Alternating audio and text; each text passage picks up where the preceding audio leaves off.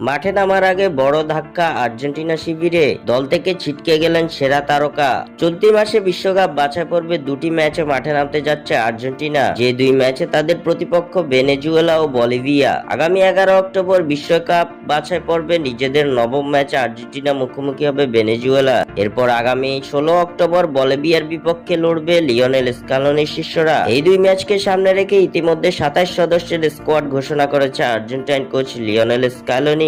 তবে এবার ইনজুরিতে পড়ে সেই স্কোয়াড থেকে ছিটকে গেছেন আর্জেন্টিনার সেরা দুই তারকা। বিশ্বকাপ বাছাই পর্বের ম্যাচে দীর্ঘদিন পর লিওনেল স্ক্যালোনির স্কোয়াডে জায়গা পেয়েছিলেন পাউলো দিবালা। দলে জায়গা পেয়েই করেছিলেন বাজিমাত। চিলির বিপক্ষে বদলি হিসাবে নেমেই করেছেন এক দুর্দান্ত গোল। নজরকাড়া পারফরমেন্সে দিবালা জায়গা করে নিয়েছেন সদ্য ঘোষিত আর্জেন্টিনার স্কোয়াডে। তবে পাউলো দিবালার প্রত্যাবর্তনটা বেশি দিন ক্ষণস্থায়ী হলো না জাতীয় দলে। সম্প্রতি এএস রোমার হয়ে ট্রেনিং সেশনে